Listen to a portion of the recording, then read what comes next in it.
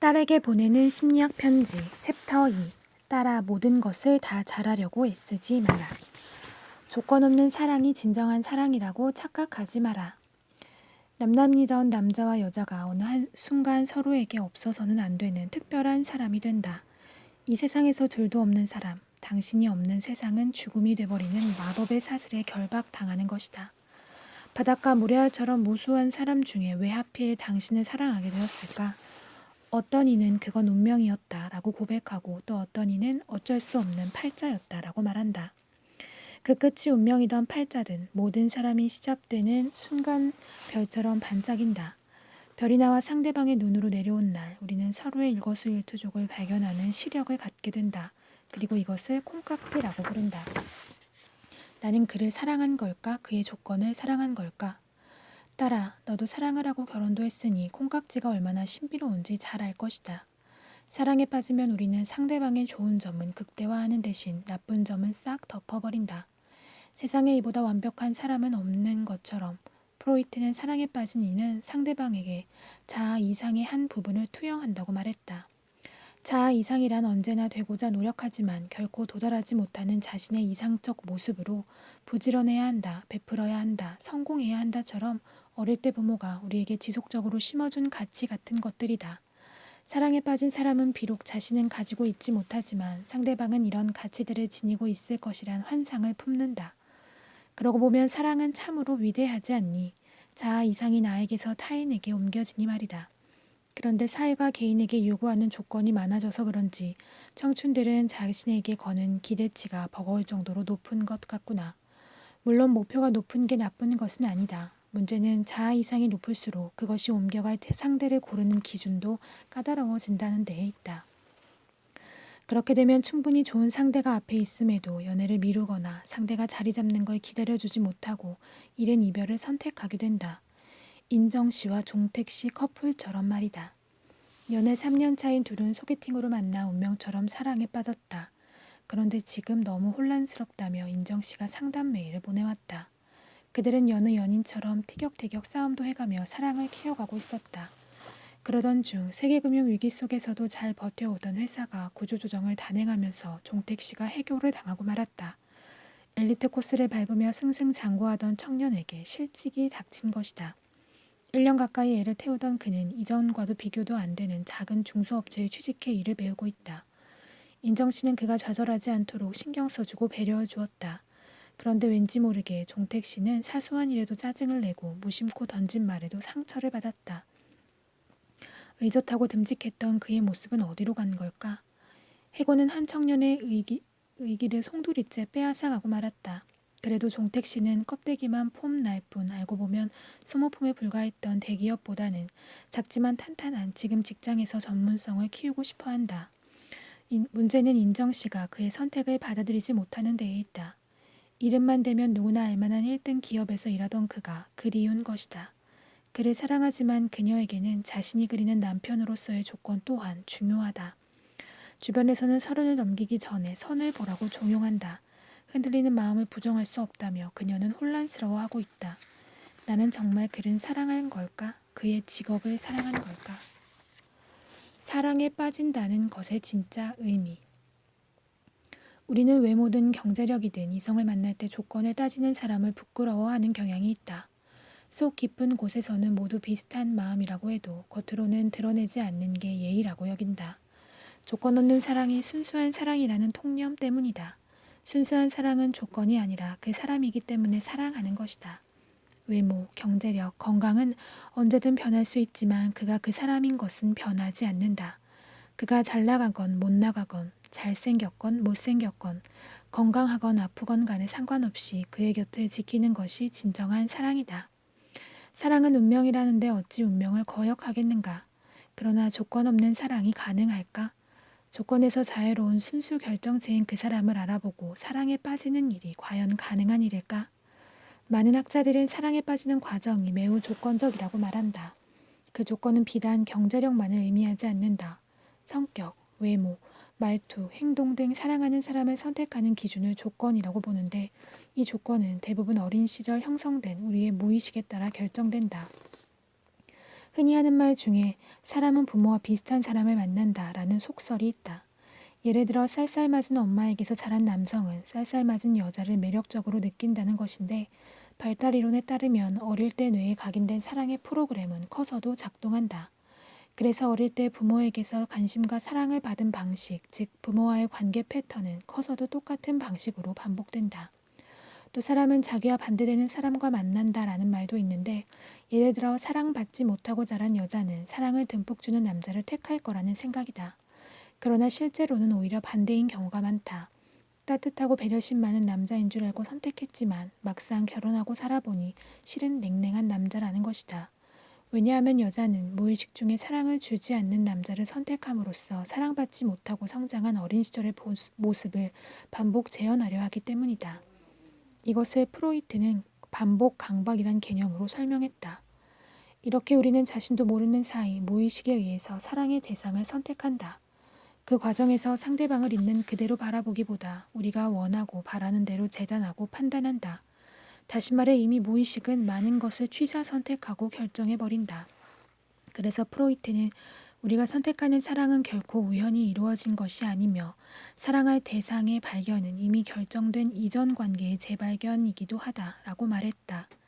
즉 사랑은 자유로운 선택인 것 같지만 결정론적이며 운명일 수 있지만 그 운명에는 이미 많은 조건이 포함되어 있다. 그럼에도 현재의 사랑을 함부로 놓아서는 안 되는 이유. 인정 씨가 말하는 조건은 자신의 존재감을 입증해줄 자기애적 조건들이다.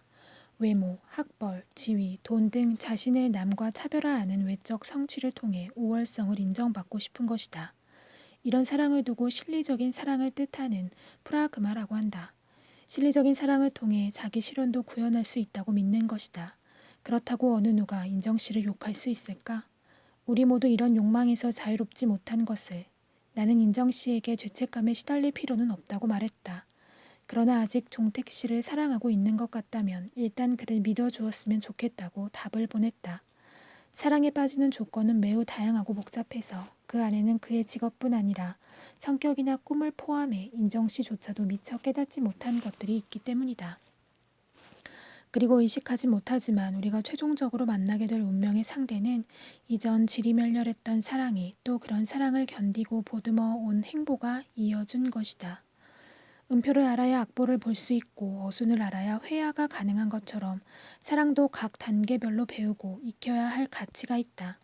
이게 현재의 사랑을 함부로 놓아서는 안 되는 이유다.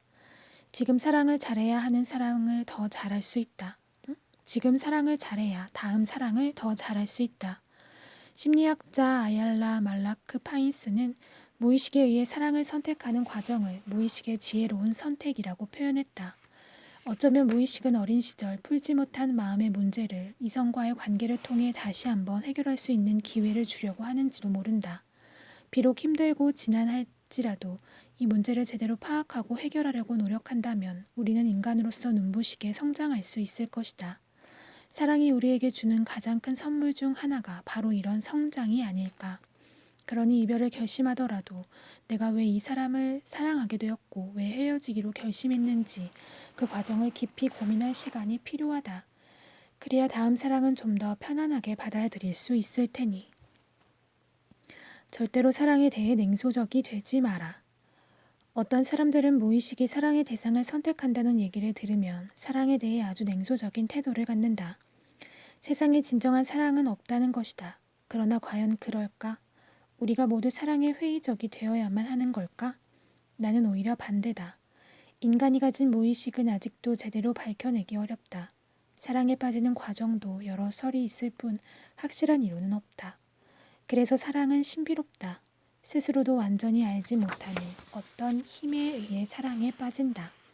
그 무수한 사람들 가운데 오직 당신만을 사랑하게 된 것이 비록 어린 시절 경험 때문이라고 해도 어떠한가. 서로가 살아온 역사에 의해 엮인 인연이라는 게 더욱 애틋하고 신비롭지 않은가. 그러니 사랑에 대해 냉소적이 되지 말자. 조건 없는 사랑만이 진정한 사랑이라고 말하지도 말자. 우리는 누구나 자기만이 가진 조건에 의해 사랑에 빠진다. 그렇다고 그 사랑이 순수하지 않은 것은 아니다. 우리는 어차피 그 사랑의 배후를 다 알지도 좌지우지할 수도 없으므로 그러니 지금 하고 있는 사랑에 충실하라. 비록 그 끝이 이별일지라도 사랑을 통해 자기 자신에 대해 조금은 더 알 수 있는 성장의 기회가 될 테니 말이다. 어차피 끝날 사랑인데 시간을 끌 필요가 있느냐고 묻는다면 나는 이런 말을 해주고 싶다. 그럼에도 서둘러 사랑을 끝내버리면 남는 건 후회뿐이고 다음 사랑도 잘할 수 없다고 말이다. 안전한 길이 가장 위험할 수도 있단다. 우리나라 사람들이 직업에 대해 가장 많이 고민할 때가 언제일까? 바로 중3, 고3, 대학교 4학년, 직장 3년차, 직장 15년차일 때라고 하는구나. 중3, 고3, 대학교 4학년은 진학과 취업을 앞두고 적성에 대해 고민하고 직장 15년차는 회사 생활을 언제까지 할지, 그 후에는 뭘 해야 좋을지 등 제2의 인생을 설계하는 문제로 고민이 많아진다. 그리고 대략 30살쯤인 직장 3년차는 직업을 바꿀 마지막 기회라고 여겨 진로에 대해 여러 가지 생각을 한다. 그래서인지 30살쯤에 진료실을 찾아오는 사람들이 가장 많이 토로하는 것도 직업과 진로 문제다. 그들은 하나같이 제가 정말 좋아하는 게 뭔지 모르겠어요 라고 하소연을 했다. 우리는 살아가면서 선택의 순간을 수없이 맞닥뜨린다. 그때마다 자기가 무엇을 원하는지 명확히 아는 사람은 그리 많지 않다. 그런데 요즘 청춘들은 내가 젊을 때와는 비교도 안 될 만큼 많아진 선택지 때문에 더 고민하고 방황한다. 2012년 한국 직업사전에 등록된 직업의 개수만도 1만 1655개라고 한다. 2003년에는 7,980개였던 직업 개수가 10년 사이에 3,675개나 늘어난 것이다. 게다가 배우자를 고르는 문제는 또 어떤가? 30여 년 전만 해도 여자는 20대 중반에 거의 대부분 결혼을 했다. 그보다 조금 늦게 결혼해도 결혼을 하지 않는 경우는 극히 드물었다. 그러나 요즘은 결혼 정년기 자체가 없어지는 추세이고 결혼을 하지 않는 사례도 늘고 있다. 국제결혼이 늘면서 배우자를 고르는 범위 또한 점점 넓어지고 있다. 즉, 예전에는 당연히 그렇게 했던 것들, 이를테면 결혼을 하고 아이를 낳는 문제마저도 선택 사항이 되어버렸다. 너무 많은 선택의 자유는 저주일 수밖에 없다. 사실 선택의 자유는 우리에게 축복이다. 신분에 따라 모든 것이 결정되던 과거에는 직업도 결혼도 사는 방식도 이미 정해져 있었다. 개인의 꿈이나 의지보다 어떤 부모 밑에서 태어났느냐가 훨씬 중요했다. 전통 사회와 비교해보면 직업을 선택할 자유, 배우자를 선택할 자유, 미래를 선택할 자유가 있다는 게 얼마나 행복한 일인지 모른다. 그러나 너무 많은 선택의 자유는 저주가 된다. 왜냐하면 하나를 선택해 버려야 하는 대안들이 너무 많기 때문이다. 왜냐하면 하나를 선택할 때 버려야 하는 대안들이 너무 많기 때문이다. 우리는 하나의 직업을 선택함과 동시에 수만 개의 다른 직업을 버려야 한다. 버리는 게 많을수록 선택한 것에 대한 기대치는 높아지게 마련이다. 그러면 기대치가 높은 만큼 선택한 것에 대해 실망할 확률도 높아질 수밖에 없다. 내가 다른 걸 선택했더라면 하는 후회가 밀려드는 것이다. 결국 뭘 선택하든 선택한 것에 대해 만족하기가 점점 힘들어진다. 그와 관련해 콜롬비아 대학교의 쉬나 아이엔가 교수가 재미있는 실험을 한 적이 있다. 11개 대학 500여 명이 직장을 찾는 과정을 추적했는데 완벽주의 성향이 강한 학생들은 엄청나게 많은 회사에 입사 지원서를 보냈다. 반면 작은 것에 만족하는 경향이 강한 학생들은 입사 지원서를 몇 군데만 보냈다. 몇 달 후 취업 결과를 비교해보니 완벽주의 경향의 학생들은 만족하는 경향의 학생들보다 초봉이 평균 20%나 높았다. 그러나 구직 결과에 대한 만족도는 현저히 낮았다. 입사 지원서를 냈던 다른 많은 회사들을 떠올리며 거기에 갔더라면 어땠을까 하는 후회를 더 많이 했기 때문이다. 선택의 자유 그 자체는 이제 더 이상 우리를 행복하게 해주지 못한다. 성공은 무엇을 선택하느냐에 달려 있을지 몰라도 행복은 그 선택을 어떤 마음으로 받아들이냐에 달려 있다. 모든 선택지를 따져보고 결정하겠다는 어리석은 생각부터 버려라. 30살 청춘들은 직업이나 배우자 문제처럼 인생을 좌우할 만한 중대한 선택들 앞에 놓여 있다. 그들은 수많은 선택지들을 하나하나 살펴보고 조심해서 후회하지 않을 만한 선택을 하고 싶어 한다. 그러나 안타깝게도 인생 전체를 놓고 보았을 때 20살, 30살 때 하는 선택이 최선인지 아닌지를 알아채기란 거의 불가능하다. 그러므로 그 모든 선택지를 따지고 계산하겠다고 뛰어드는 것만큼 무모한 일도 없다. 산을 오를 때 고지를 향해 한 발 한 발 올라가는 동안에는 내가 지금 어디에 위치해 있는지 모른다. 그저 내 앞에 놓인 나무와 풀, 바위만 보일 뿐이다. 그러다가 어느 지점에 도달하면 널따란 풍경이 펼쳐지면서 산에 어디쯤 왔는지, 지금까지 어느 길로 왔는지, 지상에서는 얼마나 높이 올라왔는지 확인하게 된다. 이렇게 또 다른 지평이 열리면 보이지 않던 것들이 보이게 되고 손에 닿지 않던 것들이 와 닿는 순간이 오게 된다. 선택도 마찬가지다. 우리는 나중에야 그 선택이 우리를 어느 방향으로 이끌었는지 확인할 수 있을 뿐이다. 몇 해 전 세상을 떠난 스티브 잡스는 대학을 6개월 만에 자퇴하고 학교 근처를 배회하던 시절 리드 칼리진의 게시판과 벤치 등에 쓰여 있는 글씨체에 주목했다.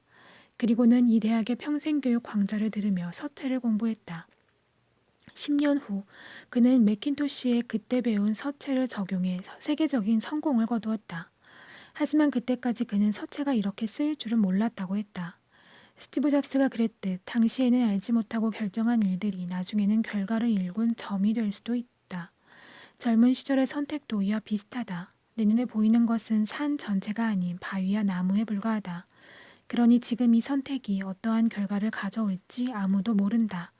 그리고 사실 누구도 모든 대안을 검토한 뒤 선택하지는 못한다. 모두 자기가 가진 한계 내에서 최대한 지혜롭게 선택하려고 노력할 뿐이다. 그러니 모든 선택지를 따져보고 결정하겠다는 어리석은 생각부터 버려라. 때론 직관이 더 현명하다. 장고 끝에 악수를 둔다는 말이 있다. 너무 많은 생각을 하면 오히려 나쁜 선택을 할 수 있으니 경계하라는 말인데 나는 그 말에 동의한다. 생각이 너무 많으면 어느 순간 내가 무슨 고민을 하고 있었지 하며 방향 감각을 상실하게 된다. 무언가를 해보기도 전에 생각만으로도 지쳐버리게 되는 것이다. 그럼에도 결정을 못해 헤매고 있다면 그냥 직관에 따라보라고 조언해주고 싶다. 혹시 너는 친구가 데려온 새 남자친구를 보고 첫눈에 그 사람은 아니야 하는 생각이 들어본 적은 없었는지, 어떤 이성적인 근거도 없이 단숨에 결론까지 도약하는 뇌의 영역이 있는데 이를 적응무의식이라고 한다. 적응무의식은 우리가 살아가는 데 필요한 많은 데이터를 신속하고 조용하게 처리하는 일종의 거대한 컴퓨터다. 적응무의식은 고도의 정교한 사고를 무의식 영역으로 끌어내려 효율성을 높인다. 우리는 가능한 많은 정보를 모아 심사숙고해서 올바른 결정을 내리려고 노력한다. 그러나 매번 모든 일을 심사숙고하다간 지쳐 쓰러지고 말 것이다. 그래서 긴급한 상황에서 신속하게 결정을 내려야 할 때, 누군가를 처음 대면할 때, 새로운 아이디어에 반응할 때 등 빠른 판단이 필요하거나 판단의 근거가 부족할 때는 적응 무의식 영역을 사용한다. 돌다리도 두드려보고 건너야 하지만 아무리 고민해도 답이 나오지 않을 때는 직관을 믿어라. 내 나이 50살에 안정된 직장을 그만두기까지. 따라 너도 알다시피 나는 정년을 10년 앞두고 국립병원을 그만두었다. 모두 의아해했지. 다들 부러워하는 안정된 직장이었으니까. 하지만 나는 안정보다는 변화를, 정체보다는 성장을 선택했단다. 그동안 나는 병원에서 일하며 참 많은 것을 배웠다. 많은 환자를 만나고 그들을 치료하고 후배들을 가르치고 논문을 쓰고 예산을 따내 그것을 굴리고 일의 생리가 너무나 다른 타조직과 협력하는 법도 배웠다. 누구는 돈을 주고 배우는데 나는 월급을 받으며 그 많은 것을 배웠으니 이보다 더 값진 경험이 어디 있으랴. 하지만 언제부터 조금씩 활기를 잃어갔다. 그러면서 이제부터 내가 정말 하고 싶은 것, 남은 시간을 투자하고 싶은 일이 무엇인지 고민하기 시작했다. 그러고 생각해보니 나는 평균 수명 100세 시대에 이제 겨우 반을 달려온 것일 따름이었다. 그럼 나머지 반을 어떻게 살 것인가? 아무리 안정된 직장이라도 변화를 갈구하는 마음을 막을 수는 없었던 것 같다. 그리고 개인 병원을 차린 지 7년이 지난 지금 그 결정을 후회하지 않는다. 내 가슴이 가는 길을 하고 있으니 그것으로 만족한다. 안전한 길은 편안함과 안정감을 준다. 그러나 어느 순간 그 길에 길들여지면 새로운 도전을 해야겠다는 생각을 더 이상 하지 않게 된다. 다만 안전한 길에서 벗어나지 않은 데에만 신경을 쓰게 될 뿐이다. 그래서 안전한 길은 무섭다. 삶은 새로운 도전을 하고 그 과정에서 미처 몰랐던 나를 발견하며 성장해 나가는 것인데 그럴 필요를 못 느끼게 만들기 때문이다. 누구에게나 변화는 두렵다. 그래서 안전한 방패 안에 숨어서 인생이 있는 그대로 유지되길 바라고 변화를 거부한다. 그러나 돌이켜보면 내가 지금 여기까지 올 수 있었던 것도 무언가 변화하려 노력했기 때문이었다. 뉴욕 메트로폴리탄 오페라단 단장 피터 갤브는 한 일간지와의 인터뷰에서 자신의 인생 모토는 항상 계산된 위험을 지는 것이라고 하면서 위험을 감수하지 않는 사람은 타조와 같다고 했다. 타조는 모래에 자신의 머리를 박고 숨을 수 없는데도 숨으려 하는 비겁한 동물이 아니니 결국 변화는 외면할 수 있는 것이 아니라 끌어안아야 하는 것이다. 미래에 대한 불확실성이 커지면서 안정된 직장, 안정된 생활에 대한 욕구가 거세지고 있는 요즘이다. 네가 앞으로 살아갈 세상에서 안전함에 대한 욕구는 더 커져갈 것이다. 그러나 안전한 길이 가장 위험할 수 있다는 것을 명심하렴. 그럼 무엇을 선택의 기준으로 삼아야 하느냐고 묻는다면 그것은 결국 너 자신이다. 너 자신을 믿어라. 그러면 어떤 선택을 하던 어려움이 있겠지만 그 앞에서 주저앉지 않고 당당하게 부딪힐 수 있을 것이다.